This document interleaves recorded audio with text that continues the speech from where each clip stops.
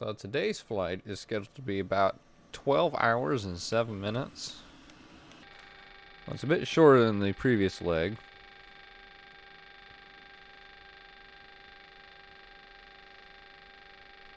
Come on, show me the money.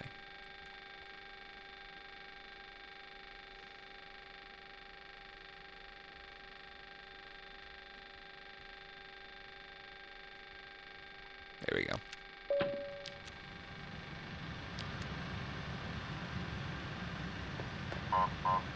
Wah, wah, wah.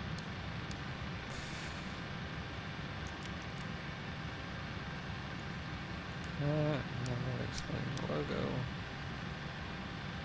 Okay. There we are. Alright.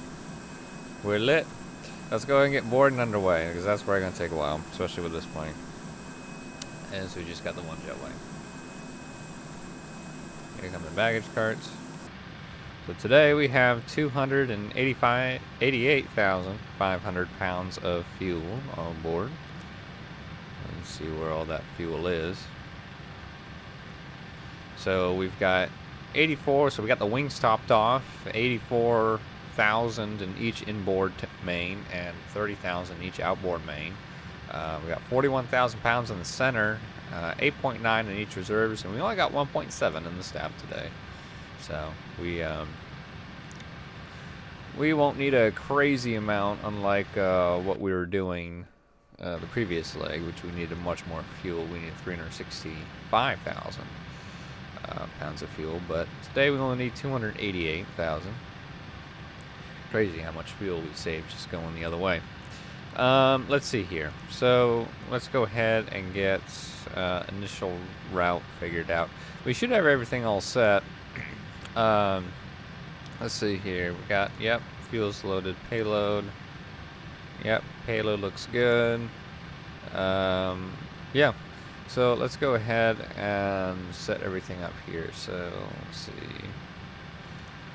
Set up transactions. See, let me go ahead and get his stuff set up here. So let's see. Line, and.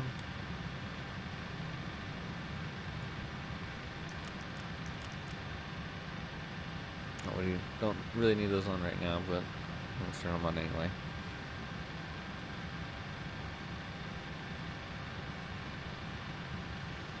Make sure the, yeah, files work. Okay. It's good to go. Let's see. Let's go ahead and take a look at what we're departing today. So the weather here is 290 at one tree. So ideally runway tree 6 would be most ideal for takeoff. Let me take a look at the SID that we filed today, and we'll go from there.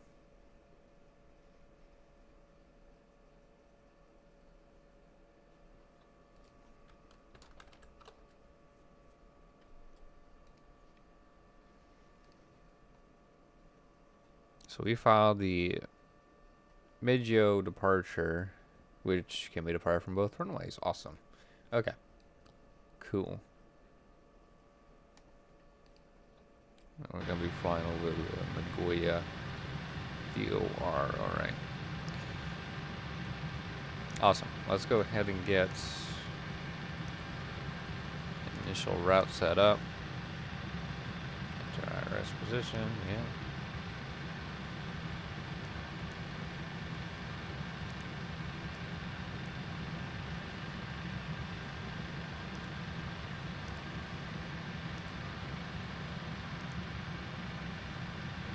Origin. Sorry, I'm so used to putting KJQF. Origin, and then KJQF. So far we got no ATC online. We got the flight plan filed on VATSIM. We might get ATC on the arrival. That's very likely, since it'll be evening time for our arrival. But right now, local time I believe is like midnight here, so I don't think we're gonna expect to get any ATC out of here. So let's see here. We got tree 6 activated. We are doing the mid G3. I believe it's Moki transition. Let me check.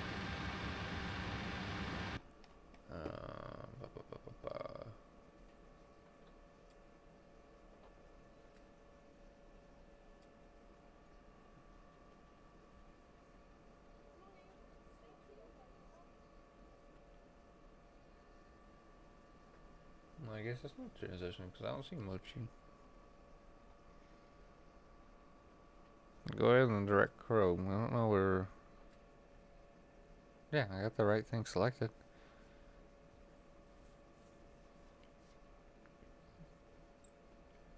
G3.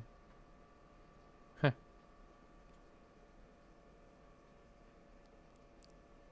Yeah, it's Chrome transition, but I don't know where. Huh.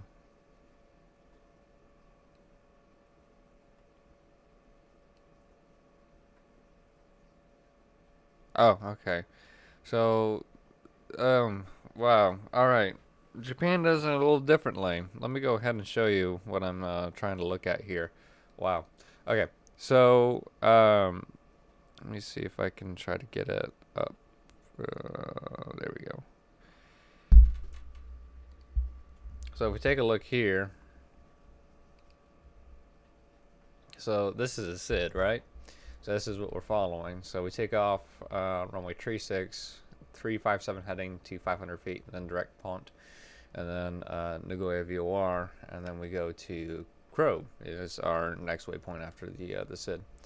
So I was trying to find, like it was asking, Mochi or Uzu, and I was like, well, I don't even see any of these points. Am I on the right SID? And then apparently it is. They just like to name their transitions without the actual points. So and I was like, Ozu, that's a very interesting name. Because it's only 4 letters. It's not 5, like your standard intersection. So yeah, it'll actually be Ozu because we're going to Krobe. If we were going to Gohi, it would be Mochi. I don't know why they just don't name it Gohi and Crow, but all right, you do you, Japan. You do you. Yeah. Confusing the hell out of me. Oh my goodness. All right. Right now we're still boring. So what's gonna be the Uzu? Uzu. Everybody guessed it. Actually, before we do any of these, let's go ahead and go to co-route. If I can. Select.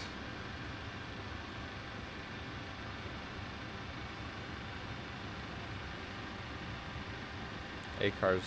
Data link is not ready. ACARS login required. Okay, hang on. Data link. ACARS. Replay. Okay. RJGG. This is probably going to reset everything on my flight plan, but oh well. KJQF. We know what we're doing, so I'm not. Alright. Estimated time of departure is, as it stands, 1400, but we got a long time to go. Estimated en route time is 12:07.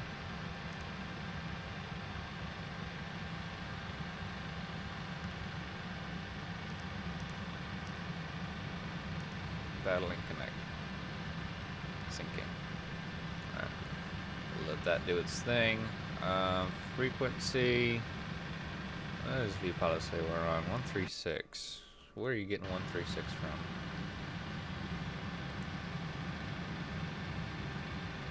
There we go. 124.85. We need to set to 121. Oh, 122.8. There we go. Alright, cool beans. Alright, what do you say now? Okay. Nothing. Sending. Alright. Cool. Let's go ahead and get that ready. I'm going to, meanwhile, get everything set up in the electronic flight bag. And we'll take a look at that in a bit once I get it all set up. Let's see. Oh, that doesn't give me the fuel available. 1344. Next. Thank you. Okay. Jeez, hello. Alright.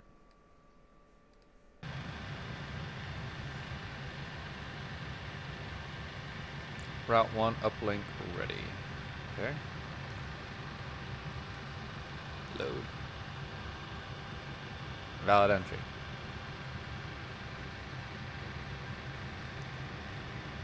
Route 1 uplink loading.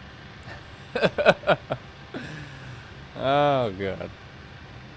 Please don't give me issues today. Alright, there we go. Let's take a look. Probe. KCC. Yep. Actually, you know what? Instead of me saying yep, I'm gonna actually look over the flight plan and make sure it's accurate. Alright, let's see here. Let's do... Yeah, that's right. Okay, so Nagoya, right there, to direct probe, join the Y13 to Akita, yep. And then Y131 to Hinai, yep. Then direct to Odiri, yep. And then the M152 to... Wow, that's a long... Well, not a long airway. Dipna, yep. And then the B932 to McGrath, yep. And then direct Paxson, direct Oularu, direct Watson Lake, which is Quebec Hotel, direct Daisy, joining the J515, direct Fort Nelson, then direct Fort Nelson NDB, which is Yankee Echo, then direct Lettrum, then direct Prince Alb, I'm pretty sure it's short for Albert, Yankee Papa Alpha, then direct Brandon, Yankee Bravo Romeo, direct Grand Forks, Golf Foxtrot Kilo, direct Gopher, Golf Echo Papa, joining the J36 to Nodine, Oscar Delta India, and then joining the J30 to Joliet, VOR, Juliet Oscar Tango, direct Louisville, which is India uniform, joining the J99 airway to Volunteer, which is Knoxville, Victor X-Ray Victor, and then direct Peg T. And then from there, we'll hit up the approach into Concord. Alright, that looks good. Execute. And let's go ahead and get... when did it have Big ready? Okay, so 3-6. And then this. Yep. Uzu. Legs. Yep, that looks good. Okay. Cool beans. So we've got everything set up now. How do you like that? Look at that.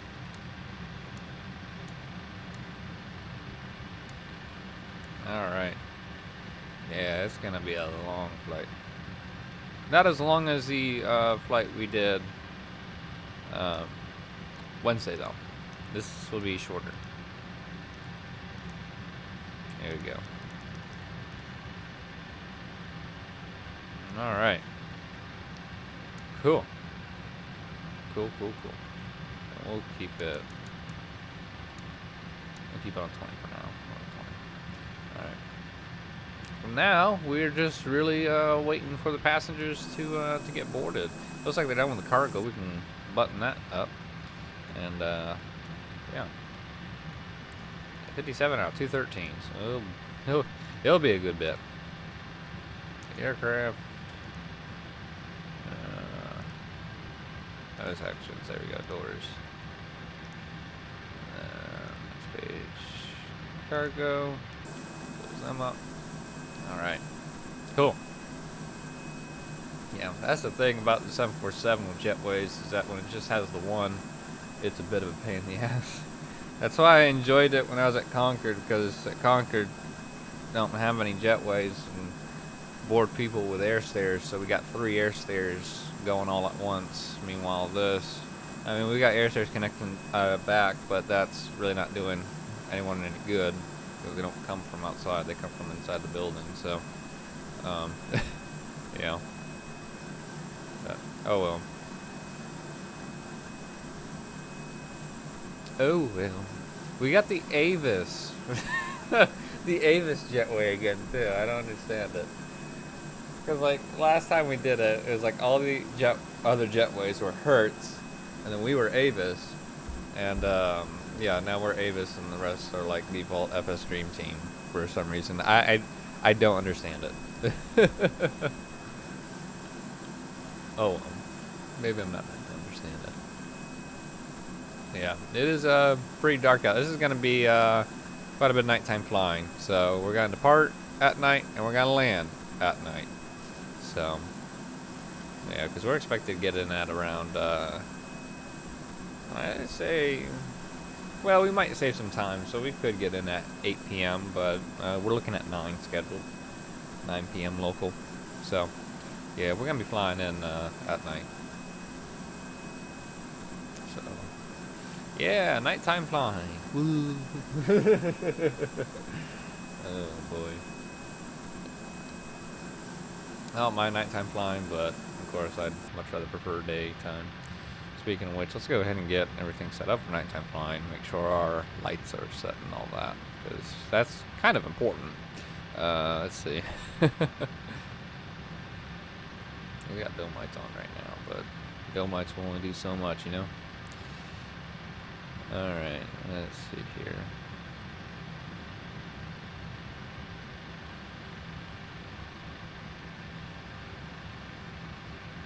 That is not set. Okay. Where is the, oh, right here.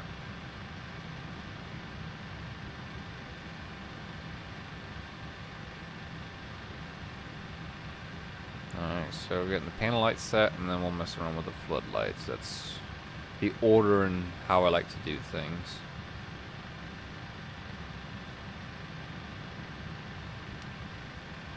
Floodlights come a little bit later. Alright, so let's turn the dome light off, and let's set the floodlights. That's how I like to do that.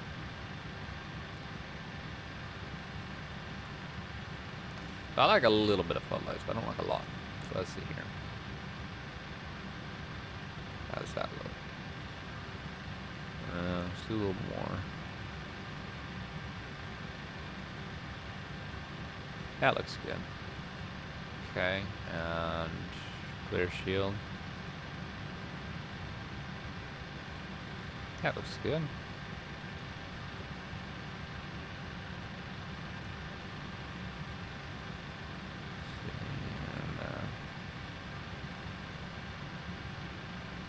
that looks good. And then over here. That looks good. Alright. Got some mood lighting for the night, for the flight. Here we go. Alright, dome light coming back on. We can see what we're doing a bit better. Alright. There's the lights on. I always forget that switch. It's like one of the last switches I realized that I need to flick. I'm like, oh yeah, emergency lights. Oh boy. Interesting. Discovering some new switches. There's the circuit breaker panel.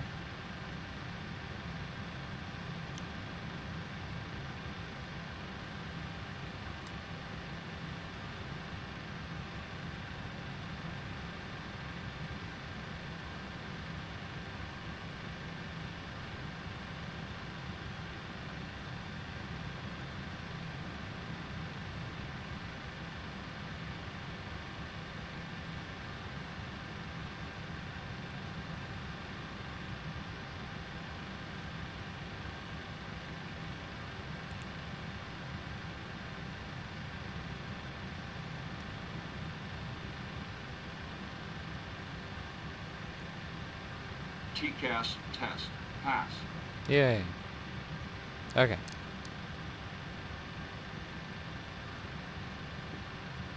Before I forget that again. Oh, goodness.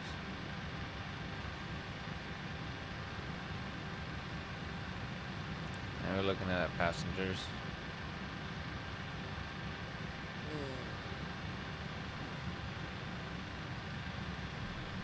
This is the thing with the big plane. Oh, 87. There's just so many people to load on, and it takes a while. Let's see, it's set speed to... I think we have a speed restriction. We can go 245, yeah. Let's see. Yeah. We really don't have an altitude restriction either.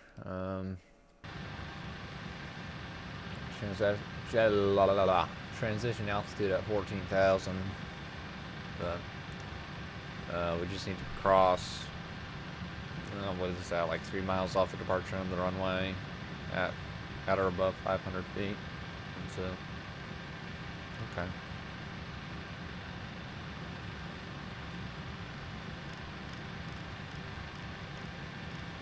Let's go back to cruise. You got no ATC online currently, unfortunately, but I kind of expect ATC coming online for us on the departure. I maybe would have thought it would have come online when we were flying in, but then again, it was midday, so.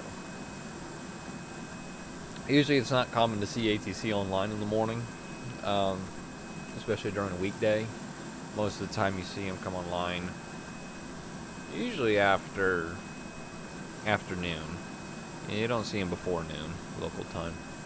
It's like whenever I control, like Tower in Boston. It's like anytime like Eastern time, like if I start like really early in the morning, like 6 a.m., I'll hardly have any traffic, if I get any traffic at all. And it really doesn't pick up till like after somewhere between like 10 and 11. It starts to pick up in the morning, but yeah. And that's pilots, so I mean, yeah.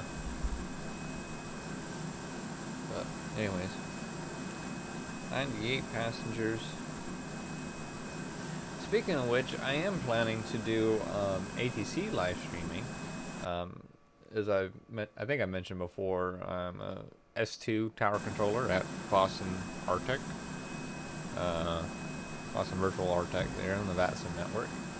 So let's see. Actually, this upcoming week, Friday at 10:30 a.m. we are. I've got a slot scheduled, and we're going to be controlling for 10 hours. Syracuse Tower, 10 hours. So, yeah, it'll be fun. Will be fun. And I actually got another slot scheduled on the 24th for 10 hours. So, not the week after, but the week after that. So, might do 2 live streams per month, and depending on how well it goes, maybe more common, we'll see. But anyways.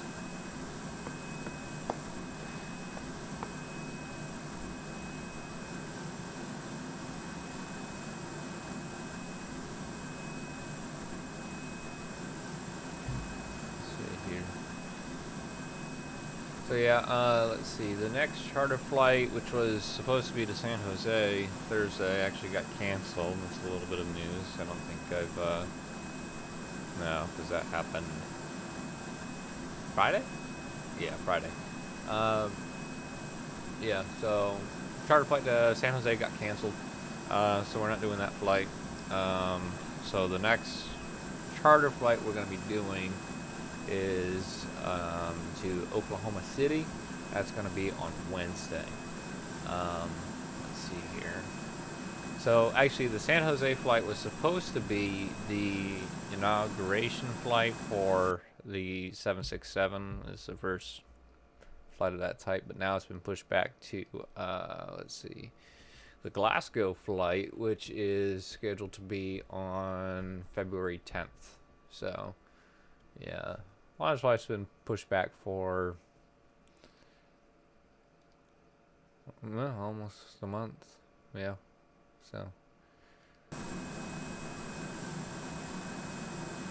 Oh well, but yeah, the one to Oklahoma City, I want to say is on the MD-80. Can't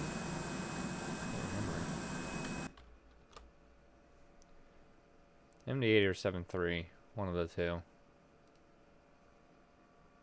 I don't think it's the Avra RJ. It is the Avra RJ. I've been mistaken. Okay, so we're actually taking. Let's see. So the first live stream I ever done with you guys, that was with Wilmington. That was 202 Alpha Victor. So this will be 222 Alpha Victor. So this will be the Avra RJ 100. So it'll be the long version. Let's see. And then we got an MD-80 flight, February 2nd. And then the 7.6, which is February 10th. And then we've got the BBJ, February 16th, going up to Boston. And then we got the 747 back at it again, going to Sao Paulo on February 25th. And then we've got a bunch of events going on during March. March 4th, March 10th, March 17th. Got the Avra RJ70. We've got the Challenger 850. Be a little interesting. And we got the MD-88. April 8th, we've got the 767 going to LAX. And then we've got the little BBJ going to, I want to say that's Lyon, France. And we've got the BBJ, not BBJ, wow. Avra RJ70 going to, I don't even know where the heck MLC is. MLC Airport. McAllister Regional, that's right. McAllister, Oklahoma. And then we've got the BBJ going to Holland. Let's see. A Wheeze. Wheeze Airport. Doesn't that sound like a fun airport to fly into? Wheeze. Oh my goodness. Yep, we're going to Wheeze on the 29th of April. And then we're going to Fulton County on May 5th. That'll be Avra RJ 100. That might be a shuttle flight. I'm not exactly sure yet. We got a flight to Bristol, May 27th on the 747. Pittsburgh, June 30th on the 7.6. Edmonton on the 14th of July on the 737 BBJ. Kissimmee, August 5th on the MD-80. Let's see, Boulder City, Colorado. Let's see, on the 19th of August, that'll be MD-80 again. Berlin, August 24th on the 747. And Olive Branch, Mississippi, just south of Memphis, September 2nd, Avro RJ 100. Then St. Paul over by Minneapolis, September 9th, the BBJ 1. And Taipei, Taiwan, scheduled for October 28th with the 747 again. And then that's all I got planned up for the schedule. Of course, it's subject to change. Really, anything late March and after is scheduled to change. So February is all set. We know what we're doing. The only thing that's going to change is if an event gets canceled last minute, which is very possible, especially this one coming up for January 19th. But we'll see. We shall see. Got a lot of flights scheduled up for this year. So, and there's, it's not even a full book, and you know it. People are just scheduled to kind of like confirm bookings right now, because it's like, well, people don't know what's going on with the world currently. So, which is, you know, it's a good precaution. But, yeah, it's just nothing solid. So, When is anything ever solid? It's like 2020. It's like the first up until March. It was like, yeah, everything's confirmed, and then after March, red, red, red, red, red, red, red, red. Oh my God, just cancellations all the way down. It's crazy. But yeah. It's actually kind of funny. There was, I think the last event that actually really ever happened was in Asheville. And this was when the whole pandemic thing started. The event still went on, but we just canceled the flight. We were just like, no, we're not going to do that. So, it's Asheville. I'm not going to cry about it. It's literally like a freaking 2-hour drive. If it takes you that long, it really shouldn't, but it's from Charlotte.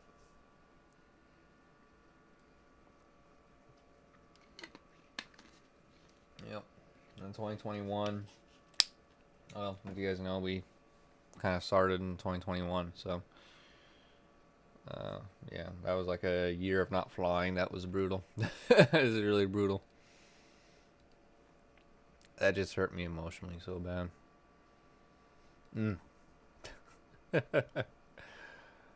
Yeah.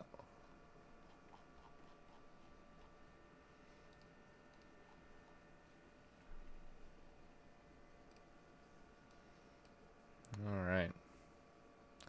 Let me go ahead and get. I didn't set up everything in EFB, so let's go ahead and take a look at this because they're still boarding. I don't know if we'll get out of here by the 1400 Zulu because, well, victory in taxi time. It's currently 1348 Zulu right now, and we've got 149 off 213. I don't know why it bumps it up so high. We don't have 213. We got 168. So I don't know why it just jacks it up so high, but oh well.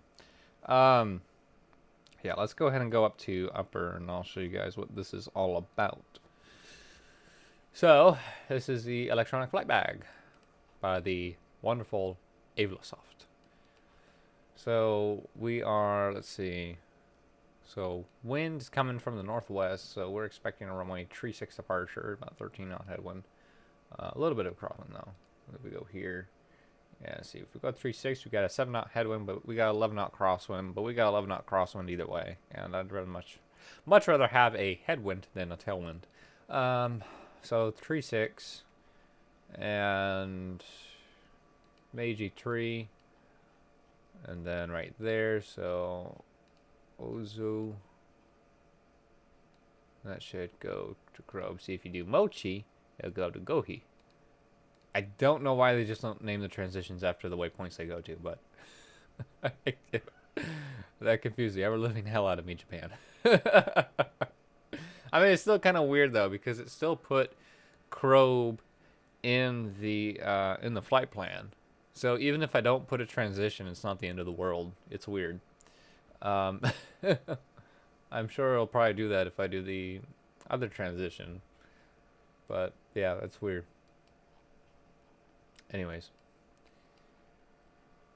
And then we go all the way up here. All the way up into Alaska. I think we go a little bit south of what we fly, because I want to say we went to Emmenak. So we passed Emmenak VOR going over. But now we're going a little bit south, so we're going over by Hooper Bay. So, and there's Bethel. Oh, Bethel. I've had some fond memories at that airport. Fond memories. It's not every day you'd see a Bethel ATC online. I staffed it a couple times when I was in Anchorage. It was fun. Alright, so let's see. So yeah, we go into, I'll say we go into Winnipeg. I'm not exactly sure. It's kind of hard to tell. And then we go into Minneapolis, Chicago, Indy, and then Atlanta. Yeah, I think we actually just go. I don't think we mess with Memphis. I know Memphis controls Nashville. They don't control Knoxville. Knoxville is Atlanta. So I think we'll just go straight from Indy to Atlanta. And then we just go straight across direct to Peg T. And ideally, 2-0 would be the most ideal flying into Concord, but well, we don't know until we get closer. It's actually right now current weather. I see overcast. It's actually supposed to be a crappy day all day today, so I'm not really looking forward to today. But yeah, that's our flight. And like I said, this live stream, this video will be in 2 parts. So first part will be obviously what we're doing. Second part will be the arrival, which actually might come on a bit sooner. I don't know. It kind of depends if there's ATC. If there's ATC, it kind of makes it a bit more enjoyable. I don't know. It just kind of has something else to it, instead of just the sound of the wind and engines going. But anyways, oh crap! When I found my flight plan, hang on, I gotta double check something. Yeah, see, direct. Nope. Nope. Nope. I'll leave that direct in, because that's still in Canada. MCG, I want to say that's, yeah, so SMA, so Laru, okay. So I'm doing it properly. Actually, I need that down here, thank you, so I can see it. So, let's see. MCG, direct Paxton, nope, direct Laru. And then I'll leave the direct Quebec Hotel because that's in Canadian airspace. See? I do things right. I didn't initially. But the important thing is I realized my mistake and I corrected myself. So there. Oh, man. And I'm pretty sure Canada does DCTs because they're ICAO. I would assume. I would assume. But I don't know. Oh, I need to do my preliminary flight report. Oh, I should probably do that. That'd actually be a very opportune time to do that. I don't know if I've ever showed you guys this. So this is, I'll pull it up here. This is what I fill out before every scheduled flight. So this is the preliminary flight report.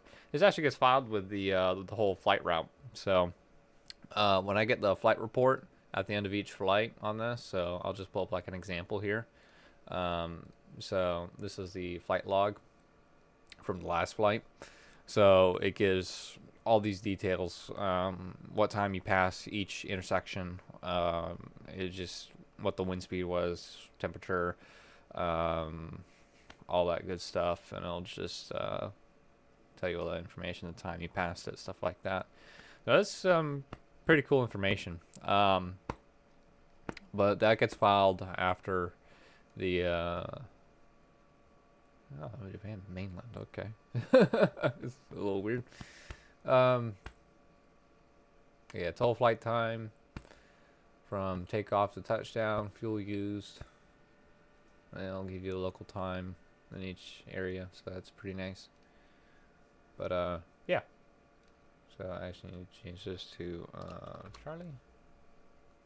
And yeah, so I'll get that printed and I'll go ahead and start filling that out while we wait for boarding to finish up. I know it's not the most interesting part of the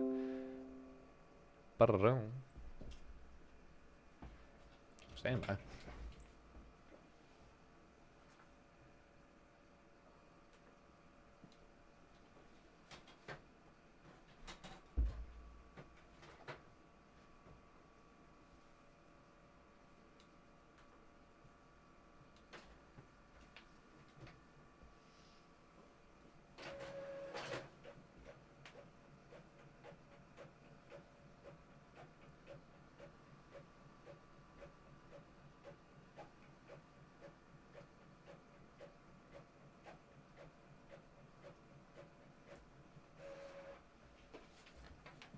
Alright, here we go. Sorry about that. I know the, whoa, hang on. Hello. Okay. I know Avatar does, it gets a little funky when I kind of scoot back a little bit. Alright, So let's go ahead and fill out some of this information here, including fuel.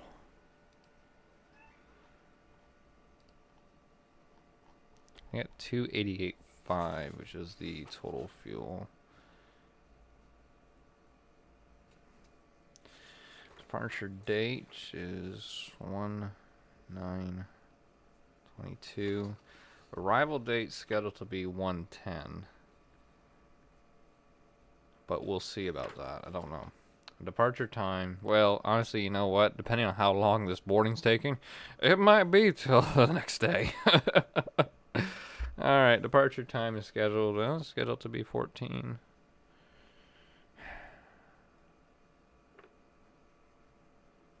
Do I really have to push it back? Let's see. Let me see what the boarding thing is at now. Let's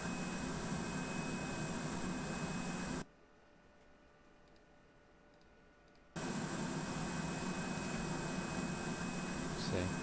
198. Do 14:15. And push it back 15 minutes. Okay. Flight block time is 12:07. So that'll be 2. So that'll be 00:22 Zulu. Bravo field KJQF. Departure RJGG. Alternate KRDU. Trip fuel. So the fuel we need for the whole trip is, let's see here, 256.4.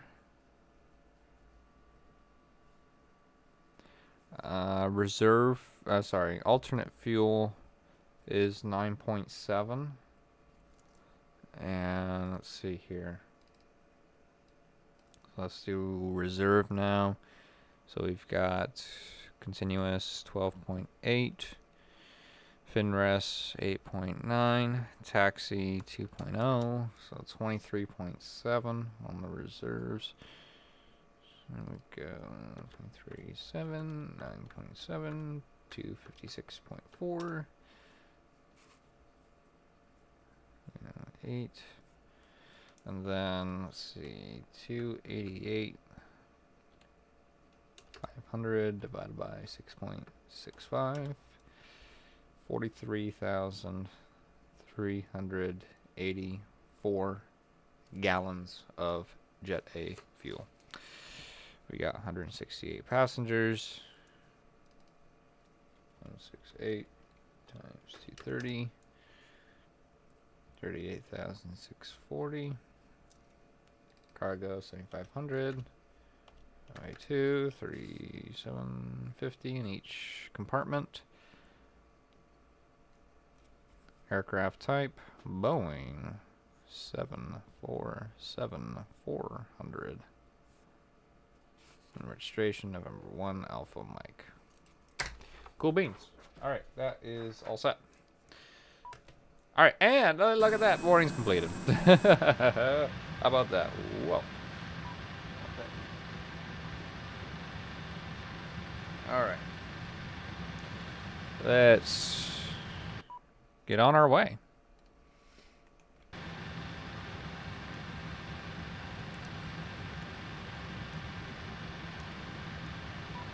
Close.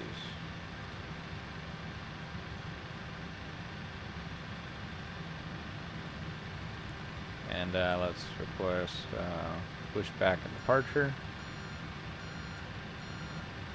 Beacon light on. Arm the exit.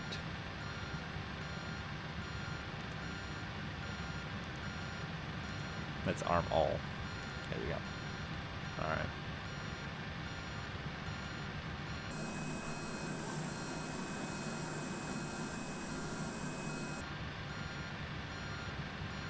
Cool beans. Alright. I think we're good to go, Jeebs.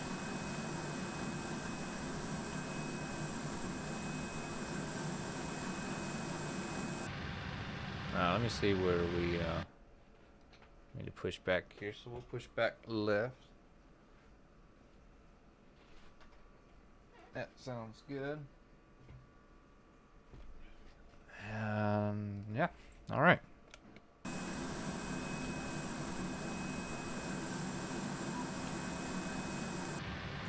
Move wheel trucks. Ground connection. Okay. Parking brake set. Trucks removed. All right. And let's see here. I don't even have packs on. Oh well. Oh, I'm on now. All right. Release parking brakes.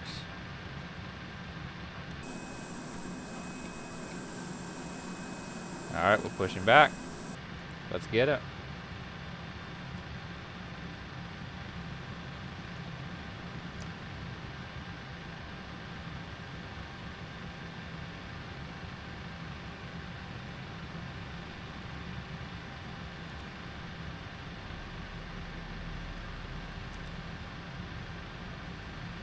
Here comes the fuel.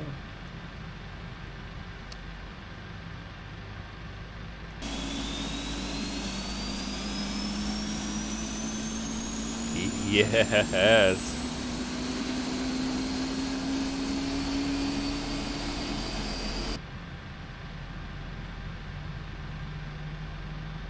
All right, here comes the fuel for 3. And 2.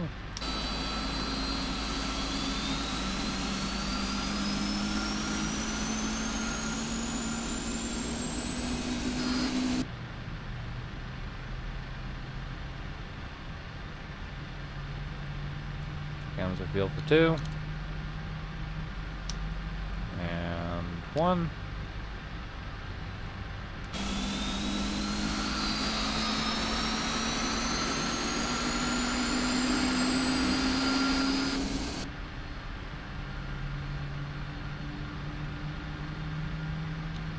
Here comes the fuel for 1.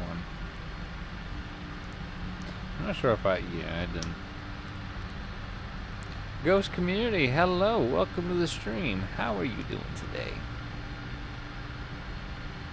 Hope you are doing well. I might have to turn down the plane a little bit now we got an engine started. Might be a bit too loud.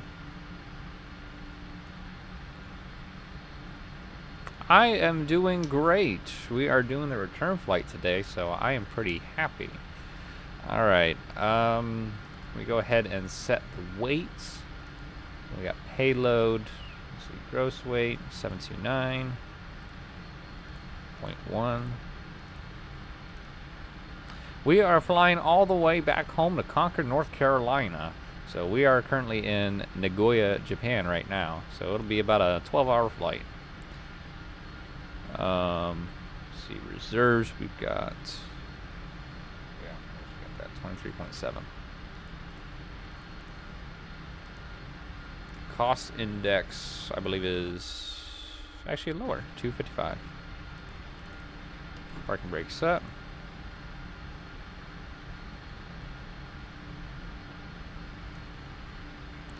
Thrust limit. Okay, takeoff. Let's see, flaps. We'll do flaps 10. It's a bit of a longer runway than Charlotte, so.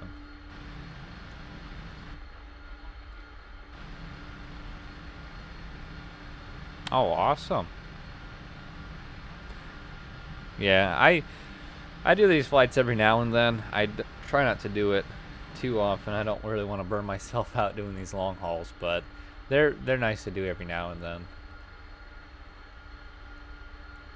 Let's see. Let's do 11.4. Invalid entry.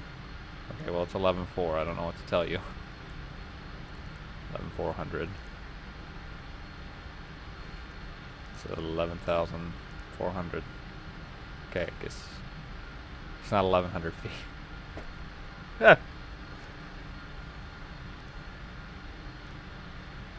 Okay, I guess we're just not gonna set that. All right.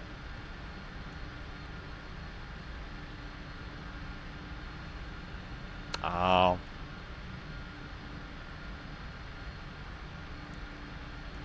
Let's see, 20%.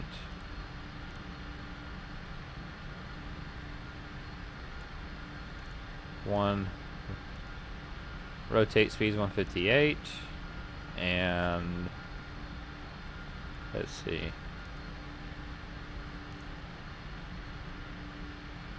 Trim should be 6.8.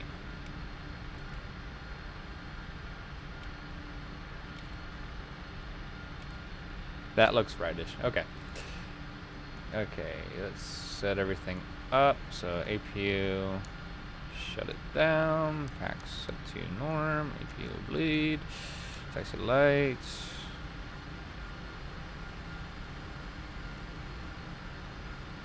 And do outboard. Film light off. Flight director. Alright, here we go.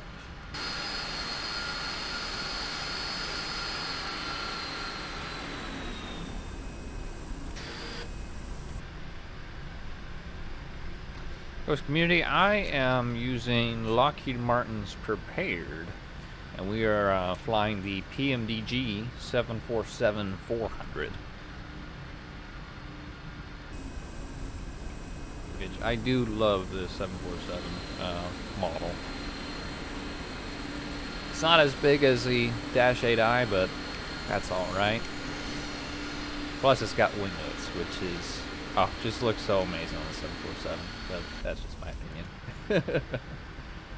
Alright, let's see where we're going. So we're going to runway 36, so let's see what it's going to be. I've got to make some traffic calls.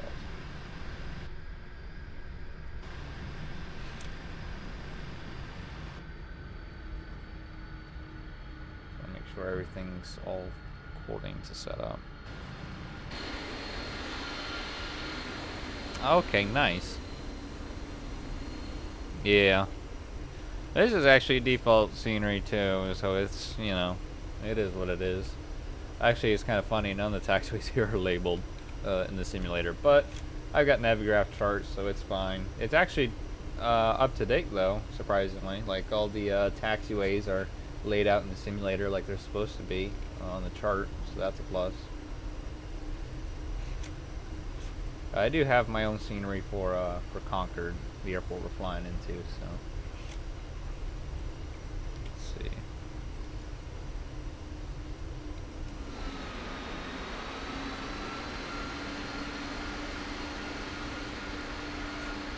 Center air traffic, Boeing 1 Alpha Mike is taxiing to runway 36 via taxiway Bravo, center air traffic.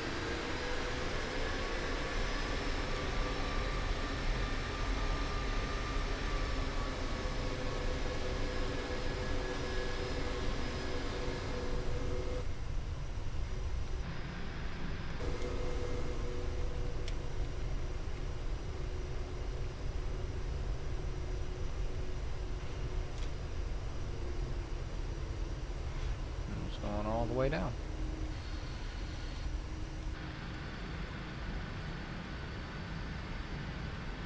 Ah, okay.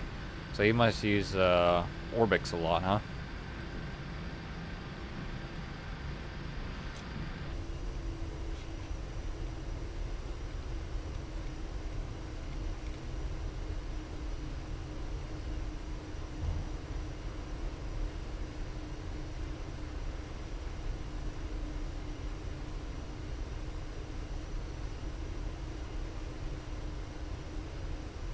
Ah, okay. I know Orbix had some freeware scenery, but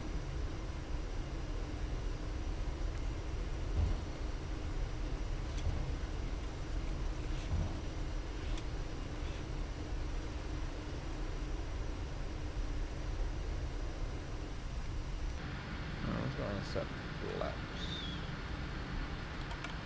You say 10. Yeah.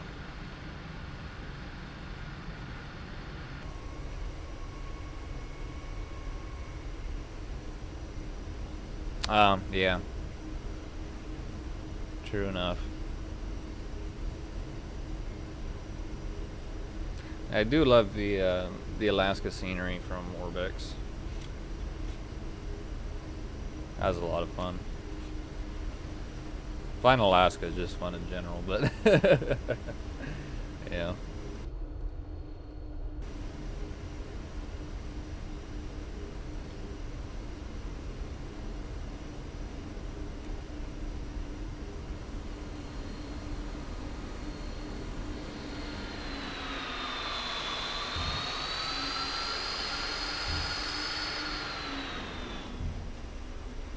Yes.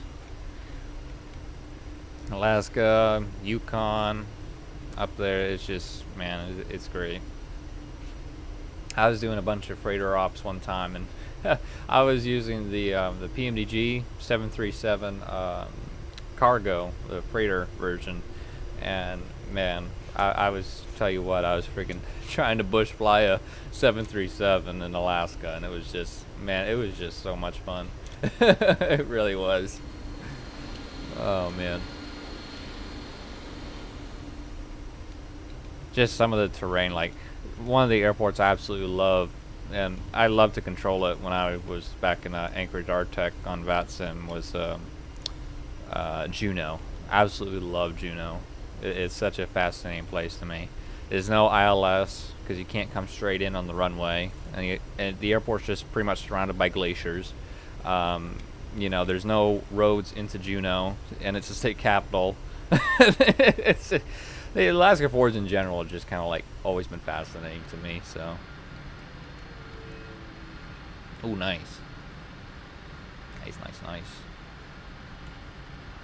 All right, let's go ahead and get everything set up. So let's see, get going right now. Red lights.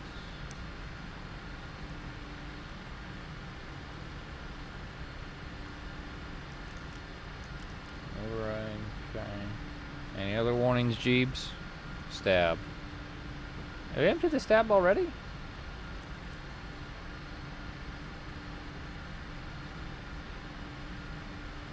I'm gonna leave it on for now. Okay. That's checked. Alright. Let's see. Let me just double check traffic in the area. Make sure we're good. We're good. Okay. Central area traffic. Boeing 1 Alpha Mike Heavy is type Boeing 747. Taking off runway 36. Northeast departure. Central area traffic.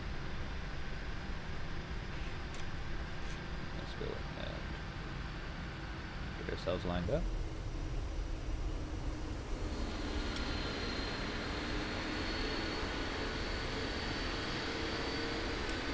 Yeah, 11,400 feet to work with. Should be no problem for this plane whatsoever. Take this off, we won't be touching down for another 12 hours. Oh man, love it.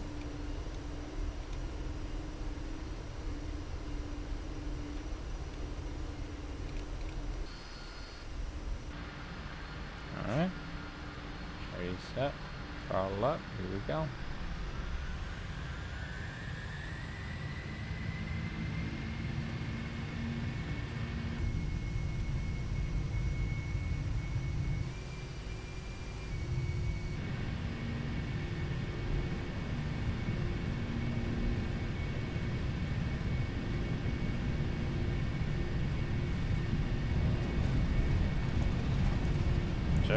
Chugga. V1.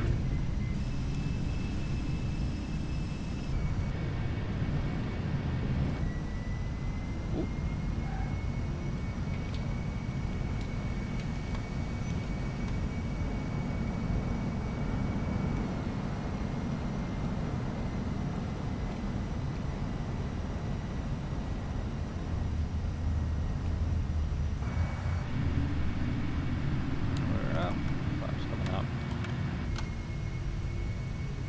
Jeez, I think I want to jerk to the left.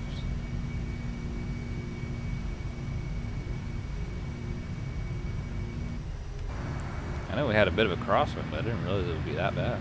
Man. Alright. Jesus.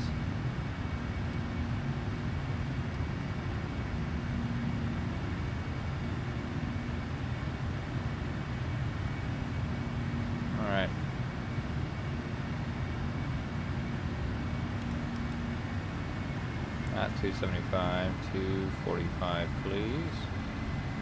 Command. LNAV. Engage. Vertical speed. We'll set it to 2000 seems to be managing well, so I'll leave it at 2000.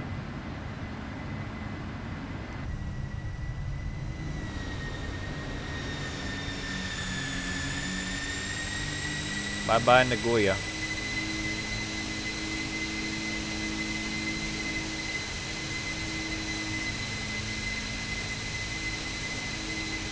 We are out of here.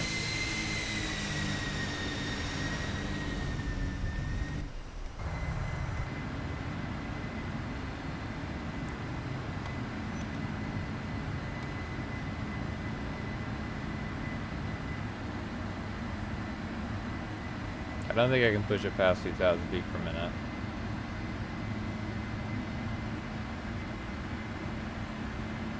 Or maybe I can. Well, alright.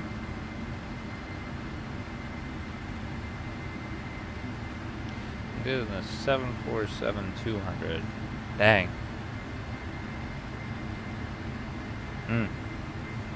I don't mind the old 747s, but it's just like the old avionics is just oofy. Like the whole INS, like, I mean, I flew the L-1011, and that is it's a nice plane, don't get me wrong, but it is definitely challenging, especially for one person to just fly the thing, you know? Plane that's meant to be flown by 3 people, and you're trying to do it the work of what 3 people are supposed to do. It's crazy.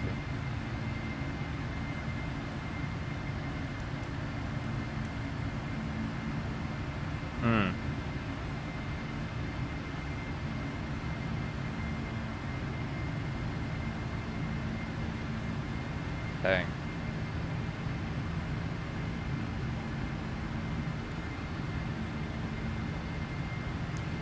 Yeah, I'm gonna ease up on that climb. I knew it was gonna have trouble handling it. Let's go back to 1500 and a little bit of speed. Get rid of the lights.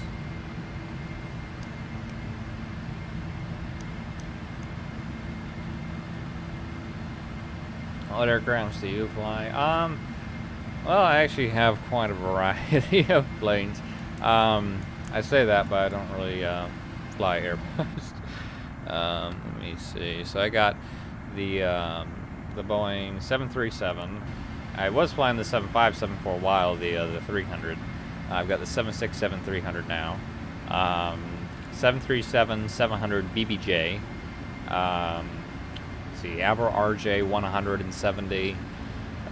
Flew the BA-146 for a little bit, but it's just the difference between the BAE-146 and the Avro RJ is just, the Avro RJ is just so much better in my opinion. And I want to say there's another plane. Oh yeah, Dash 8. I like the smaller Dash 8s, the older ones, the 100, 200, and 300s. I don't really care that much for the 400s. Yeah, that's pretty much it. Oh, and MD-80. I almost forgot about that one. How could I forget that one? I love flying the MD-80. I started out a while ago with Virtual Northwest. I flew the ever-living crap out of the DC-930 and 40 and a little bit of the 50, but mostly the 30 and 40, and that was a fun plane to fly. And then it's got its quirks, you know. I kind of learned the DC-9 quirks back when I flew it for Virtual Northwest, and then when I went to the MD-80, the same quirks were still there. It's just got updated avionics. Yeah, you got the friggin' pneumatic cross-feed valves behind the center pedestal, and you got the friggin' APU has to piggyback off of the master start pump there and all that stuff. It's crazy. I love that plane though. It's a fun plane to fly.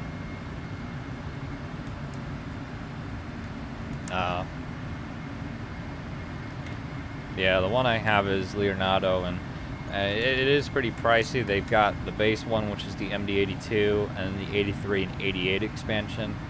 But, I mean, it is very well done. It's a very well done plane. I do thoroughly enjoy it. Alright, staff tank is empty. That didn't take long. Now we're empty in the center.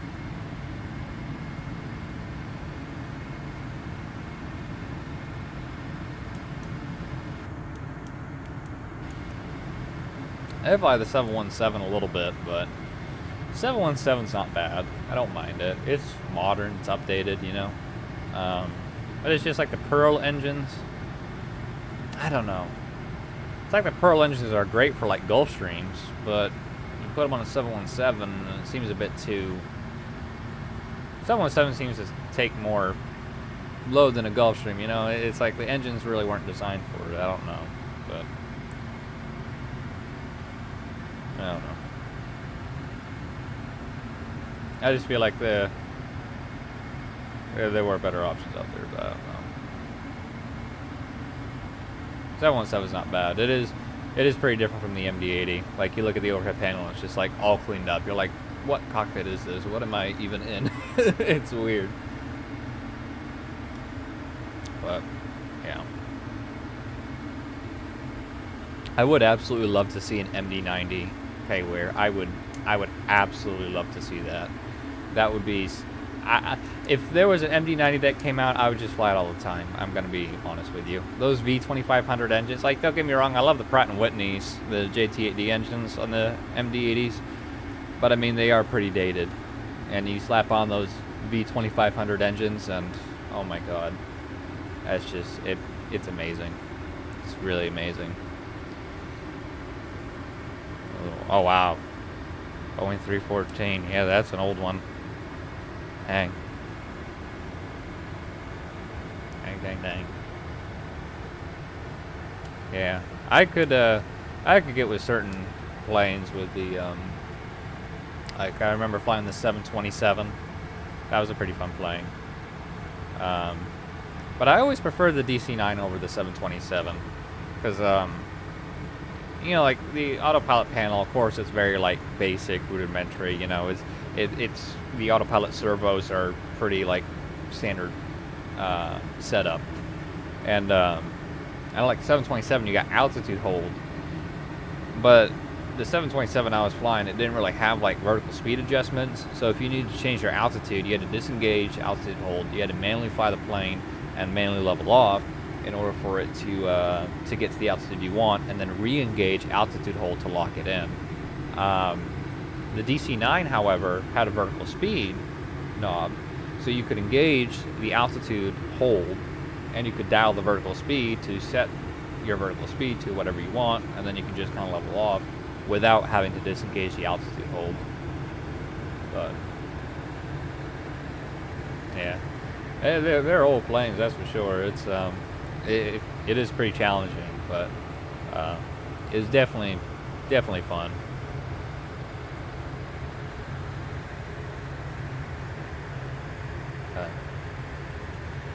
Trying to think of some other ones. 737 Classics, I didn't really fly that much. The 100 and 200s, I just really didn't get into it.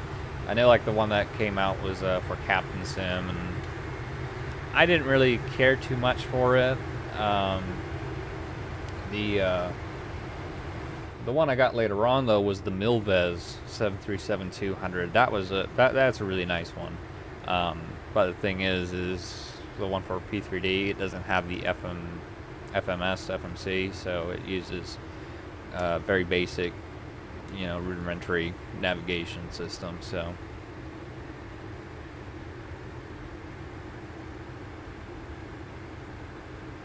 oh wow, nice. Yeah, I tried flying the DC-8 a few times, but I could never do it. The DC-8's an old one too.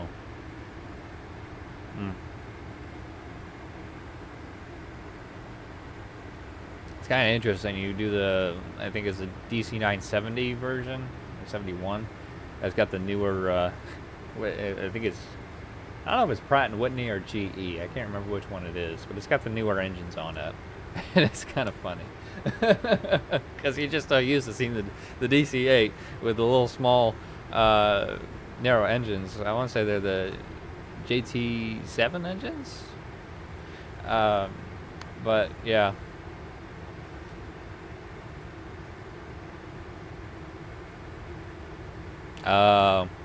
Yeah. See, I don't have much experience using the INS. Usually we like those developers like the 727 and DC-9. They just slapped in the Garmin GPS and say, here you go. Here's your navigation. That was it. Of course, he still have the VOR navigation capabilities in it, but yeah.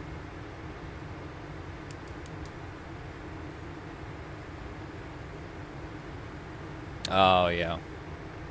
Yeah, true enough.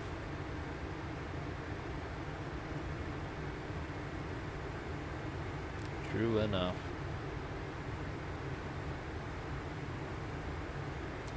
And we are getting there.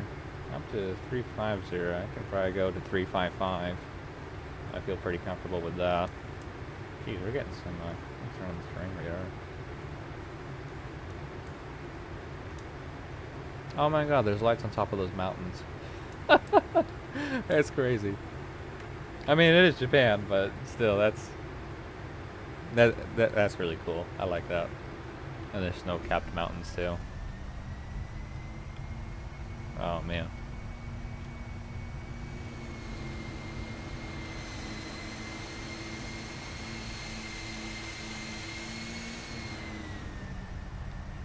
It's just really cool.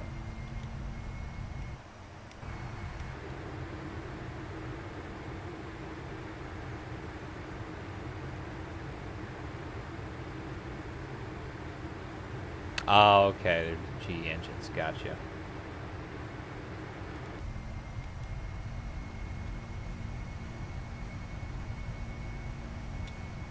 Gotcha.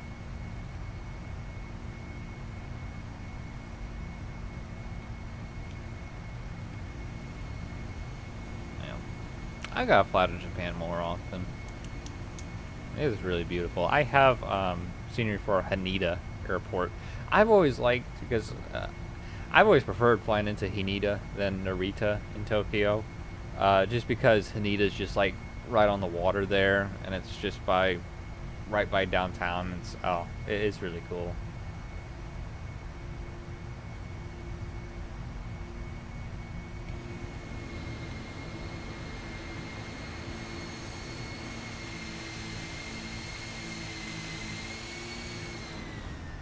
Oh, nice. Yeah, I did, I want to say a few years ago, I did a One World tour. So I was doing, I started out in Australia with Qantas, went from Melbourne to Sydney to Brisbane, worked my way up the coast to up to Darwin, and then I flew Malaysia from Darwin to Kuala Lumpur, and then after that I started flying Japan Airlines, and then I went to Okinawa, went up to Osaka, and just started going up Japan, and it was pretty cool. I like that tour. It was pretty fun. That was back when I was part of American Virtual, back before their website shut down. But yeah, it was pretty cool because, of course, they had like American Airlines, which is what I do most of the time. But then I kind of venture out and do, like, back when Air Berlin was a thing, I do Air Berlin flights, Finnair, S7. I love to do S7 flights. That was a lot of fun too. Doing flights in an Airbus in Siberian Russia. That was fun. I am a part of 2 virtual airlines currently. I'm part of Virtual Northwest. I'm back with them, so I plan to do some flights with them sometime on the live stream. I feel like that would be pretty cool. Just do a day of just Virtual Northwest flying. So we'll just kind of like pick destinations and just fly along. So it's they got historic ones and they've got kind of like virtual ones, kind of fictional routes. So it's yeah, it's pretty cool. I might get into that later on. And then Canadian Express is another virtual airline I'm a part of. It's, of course, fictional. But the nice thing about Canadian Express is that you can pick any point you want to go to, point A to point B, and you can pick any type of aircraft, as long as it's reasonable. So if you could see like an aircraft of that type going between those two destinations, go for it, you know? Don't fly like a 747 into like, I don't know, like LaGuardia or something, you know? It's just kind of like, you know, common sense thing, but yeah. But I actually do have do want to do a live stream of Canadian Express sometime too. And that's actually great for group flights too. I know they do events as well, but I haven't been really involved with them. But yeah. Those are the two. The one I was a part of for the longest was American Virtual, but they went defunct, so. Oh, nice. Eastern Airlines. Yeah. They had a base out of Charlotte, if I'm not mistaken. Yeah. Yep. I was, speaking of kind of older aircrafts, I was kind of paying attention to Just Flight, because they're developing, of course, the A300 for P3D, but they're also making the 747 200 for P3D as well. Supposedly, it's still in development. It's been in development for a while. I don't know what the status of it is. But they, for Microsoft Flight Simulator, they're making a Fokker F-28, which is really cool. And I'm very tempted to get that one.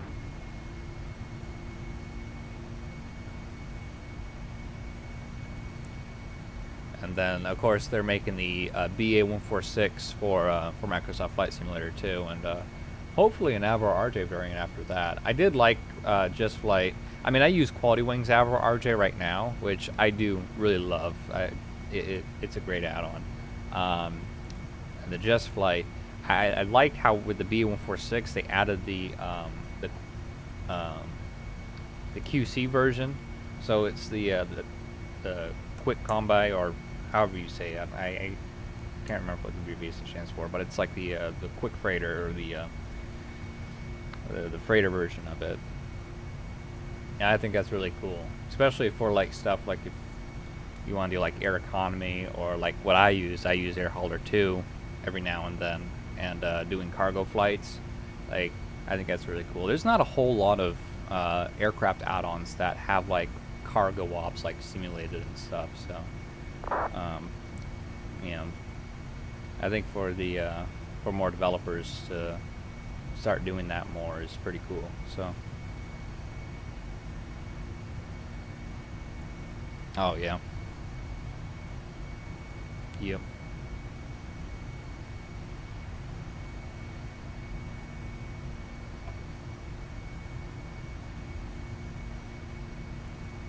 Yeah, the only A300 I've flown is the Thomas Ruth, which was freeware. That was a while ago. And honestly, that wasn't a bad plane, really. I mean, Thomas Ruth did a good job on it. It was enjoyable, you know. But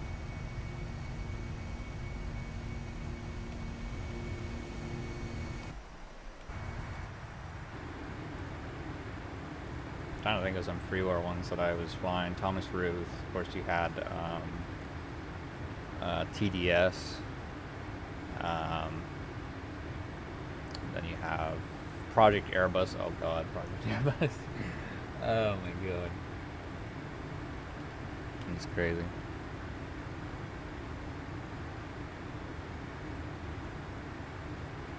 Oh, okay.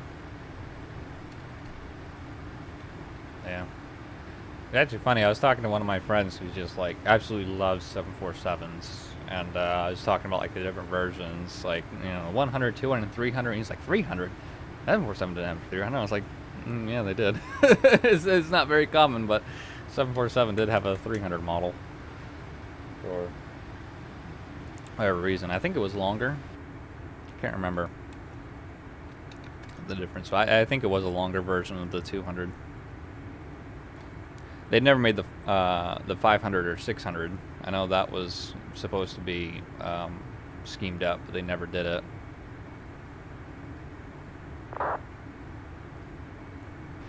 Oh yeah, I can't wait for that one. That one's gonna be awesome. TFDI MD-11 for P3D. I think, are they making it for Microsoft Flight Simulator too? I thought they said they were, but I can't remember.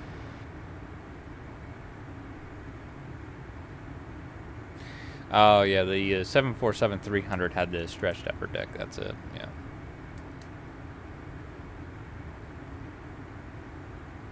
That was it.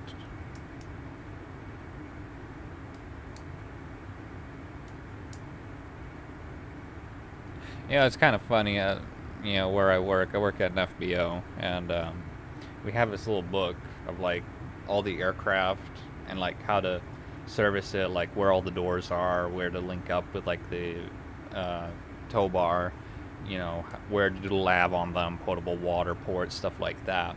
And it was actually pretty funny because in that book, it came out a while ago. I want to say like 90s or something. So it still has like 747, 500, and 600, even though it never came out.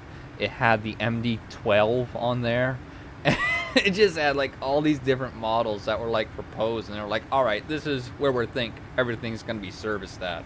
And it was just so funny just to see those planes on there. And I was like, oh my god, that was funny.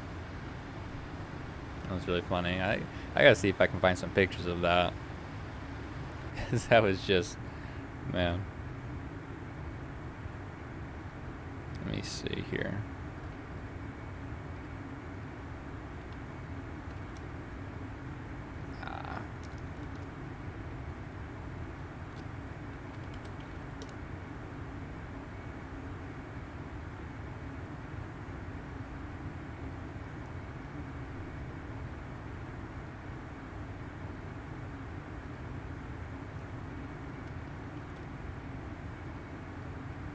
Oh, you know what? It might be.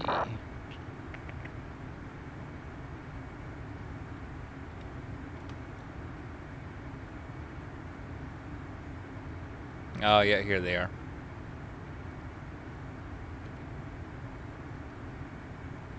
I'll pop these up in a little bit, but yeah, I'll, they have the 400X stretch version, the Avroliner RJ115, the A380-800F, and the Fairchild Aerospace 928 jet. I'm gonna go ahead and pop these up so you guys can take a look at them. They're pretty funny. Let me see here.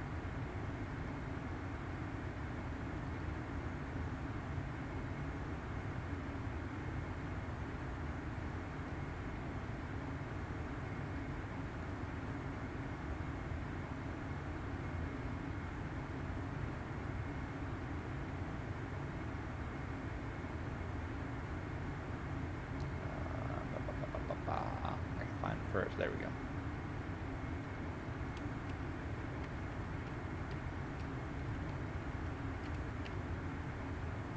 Okay. I'm gonna take this this off too, just so you guys can see it better. So this is the MD-12. They have just all these specifications just ready to go. Aircraft range 8,000 nautical miles, length 209 feet. Oh my god. It just had all this information just ready to go. And they had some things figured out, but you know, certain things they didn't know where it was going to be, like potable water, lab service, pneumatic air, pressure fuel, and all that stuff. But yeah. It's just so funny that they just had all this stuff ready. Here's the 747-600. They had all, they had all ready. Oh man. Range on. That's the thing too. I don't know why, like the this one would say the range. It's not like you as a ground service crew really need to know the range. Oh well, there it is again, 7750, 550 seats. That's really the exit limit though. Fuselage width. 747-500X.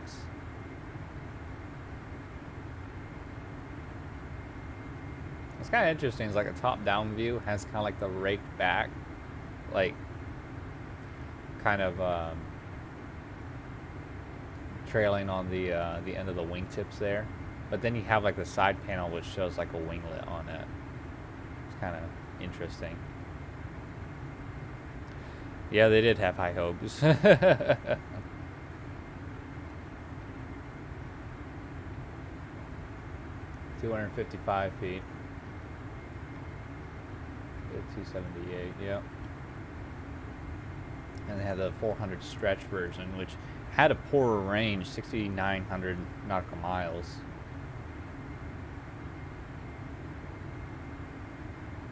But they did have all this information ready. I mean, I guess they just kind of took it from the 747-400 and just kind of put all the service points. See, they got them all labeled on the plane.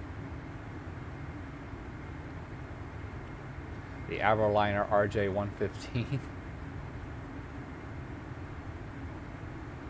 Interesting stuff there. You have the A380-800 freighter. And they did have locations for some of the services too. Like I said, they probably just took this from the A380. Yeah. they had ambitious goals. Wow, aircraft range was 5,600 nautical miles. Dang. And the Fairchild Aerospace 928 jet. Dang. Never came into fruition. 1,800 nautical miles. How much did it see?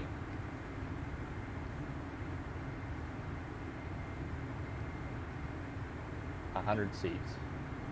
Huh. Interesting.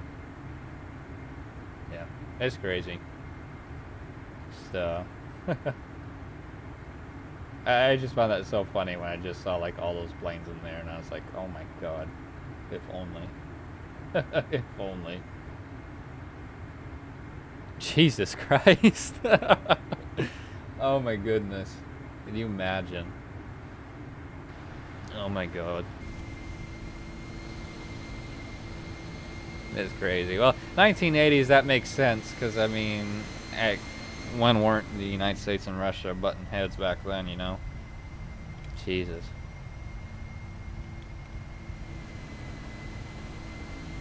Yeah.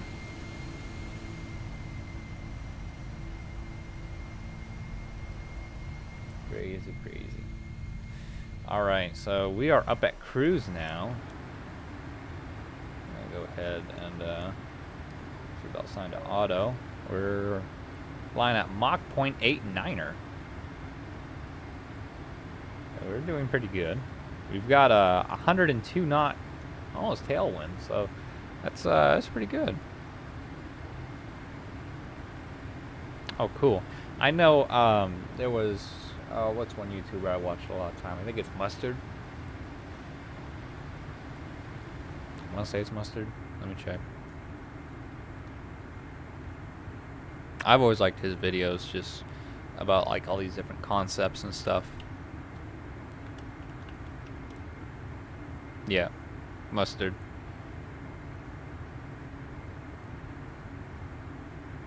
He doesn't just do aviation. He talks about like trains and stuff, and but it is still really cool. Talks about all the different Concords, the Soviet version, the American proposed one, the DC-10 story, the Blackbird 747. It is pretty cool. I do like his videos a lot.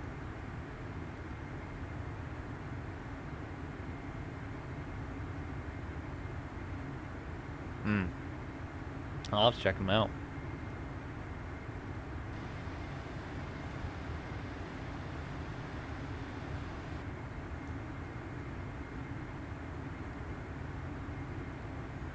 Kansas City Center's online. Wow. Alright. So now that we're up to cruise, let's go ahead and take a look at our estimated time of arrival now. So I'll go ahead and just kind of see what that's spitting out for us. So estimated time of arrival is about 11 hours at 1:55 Zulu, so almost close to 2. Oh god. Oh god. I was hoping a little bit earlier, but oh well. Alright, so let's see here. So if we plan for that, let's see. Let's do hour, 2,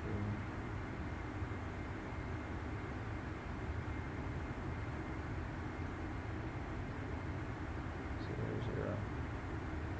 Okay, let's plan for 7 p.m. restream time. Oh, thank you very much.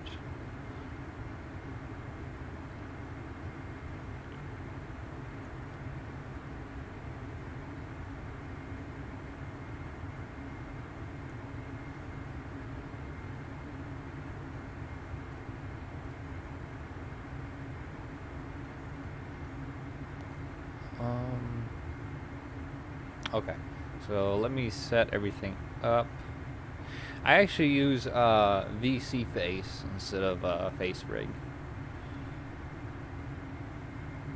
I was actually talking to the 3D artist about it, and I guess face rig is kind of a bit depreciated now, and VC face is free and it's more up to date. But yeah.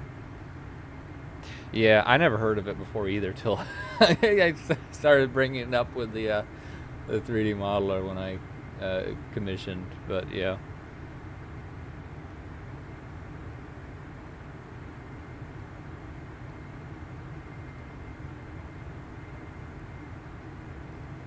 Yep. It's not too bad. It's pretty easy to set up. Let's see here. Alright, so let's do 7 o'clock restream time. Let me set everything up for that. So I'm going to add the information down the schedule and the little countdown clock on the About page. And I think we'll be good to go on that, Chief.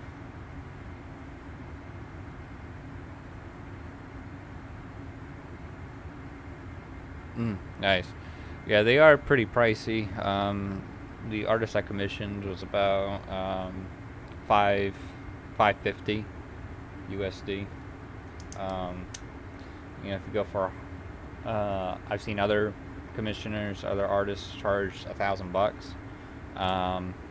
So I mean, it really depends. It's a lot of work to 3D model. I've tinkered with 3D modeling, not with character 3D modeling, and I can't imagine character 3D modeling because that's working with spines and bones and all that and movement. The only thing I really 3D model is like architecture. So I 3D model buildings. I 3D modeled my own hangar in the flight simulator, you know. But yeah, I just 3D model buildings and objects. I don't do people. So, but yeah, at that point, yeah. Well, fursuit's even more, but yeah, fursuit you're looking at thousands, definitely. You can get a 3D model for under $1,000, but yeah. But I mean, it kind of depends on what you want to use it for too. So if you just want like a VR chat, it's probably just cheaper. But if you want to use it for like, you know, VTubing, it can be a bit pricey. Nice.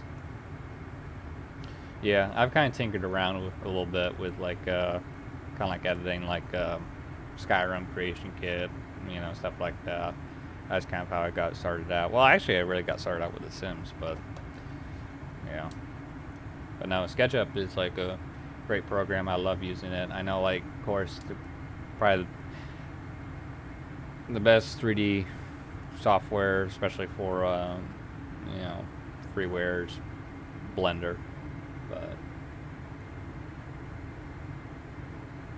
oh wow, yeah, 3ds Max I know is definitely the top tier premier program, you know. But that's just too much for me. what I use for 3D modeling, like, you know, architecture and building, like, SketchUp is great. It has units in feet, inches. It just has me doing measurements, stuff like that. And SketchUp is really meant for, you know, kind of like architectural 3D modeling, and that's really what I use it for. And SketchUp actually really isn't that bad for price. I like it. So it's like 200. I say 200 a year. It's not bad. I don't pay that much for it, so. Oh, okay, yeah. Yeah. I've heard a lot of good things about Blender. I've tinkered with it a little bit, but I've never really gotten in depth with it.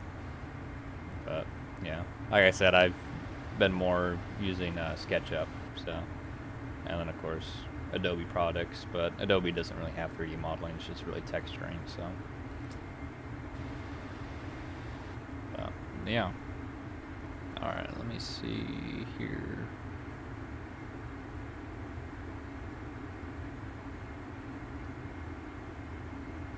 Actually, I didn't even have the stream scheduled for today. What is wrong with me? I didn't even have it scheduled. Alright, well, I'll put in the schedule now. So 7 p.m. I'm not sure. Probably be about 2 hours, though. And then,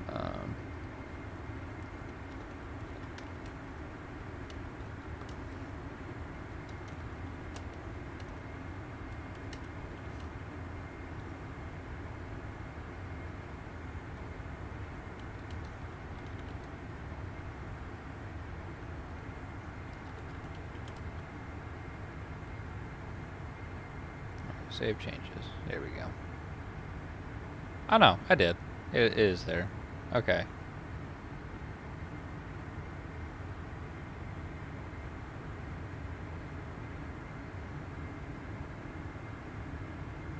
Oh wait, no it ain't.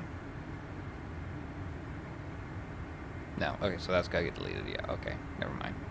Sorry, I was looking at something wrong. Okay. Yeah, I got the countdown clock to get this live stream, but not the actual schedule. I apologize about that. Let's see. Let's take off. Let's see. Friday's correct, and then let's do 7, so 1900.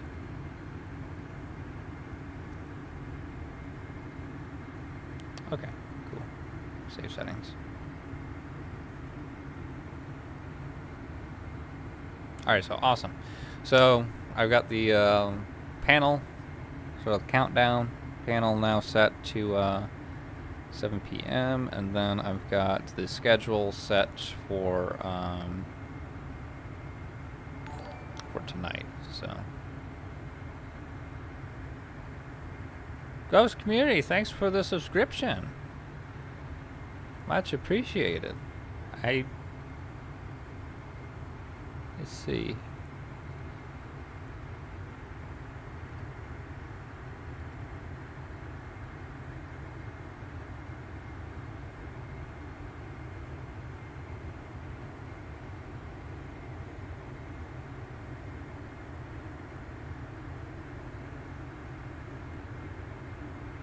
Yeah, I'm sorry. I didn't have custom subscription alerts set up. I just had the follower and the host. Yeah. Oh, thank you very much. Yeah. My YouTube. I mean, I occasionally upload like some videos there. Like I think my last video was a time lapse of my live stream when I was controlling Fairbanks ground during World Flight. That was pretty fun. But yeah, most of my YouTube is just these live streams that just get posted there. So if you want to watch them back, whatever, you can. And it has a bunch of my older flights on there too and stuff. So yeah. Blender is hard to learn with all the shortcuts modules. Oh yeah, I can imagine. I know, like, because like when I first started like texturing and like, you know, painting planes and stuff like that, I first started out with GIMP, and I've used GIMP since I was in middle school. Actually, I've used it for a long time.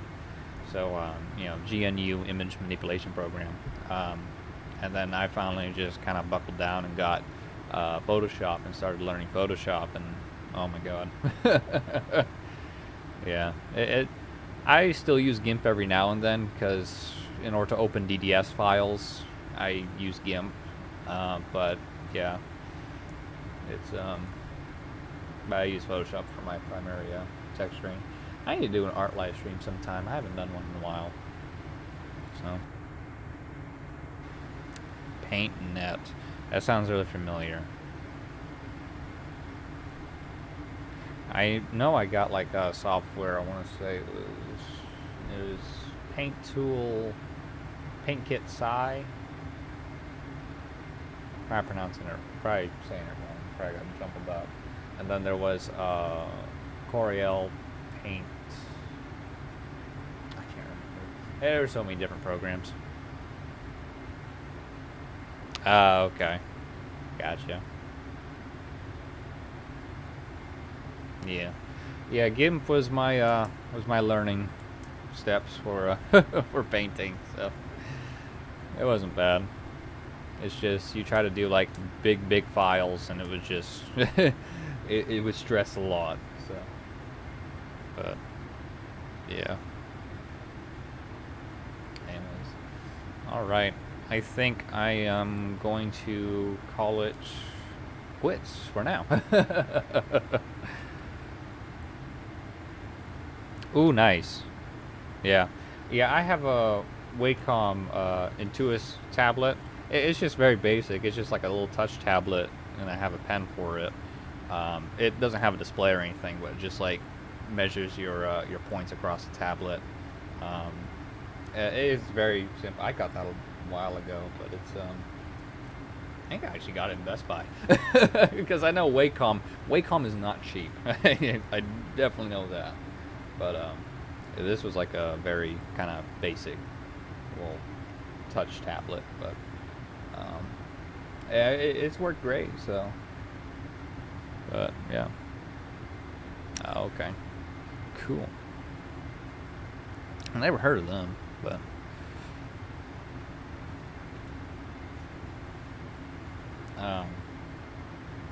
anyway. So, anyways, I'm gonna play us out and yeah, go from there. So, like I said, the arrival time is scheduled to be 2:21 Zulu, so we'll come back at midnight Zulu. So that'll be 7 p.m. Eastern time. You can see the schedule. I got it posted in the schedule now on my schedule tab on Twitch, and also in the About Me page on the countdown calendar. So yeah. Anyways, thank you very much for watching, and I'll see you hopefully in part 2. Take care.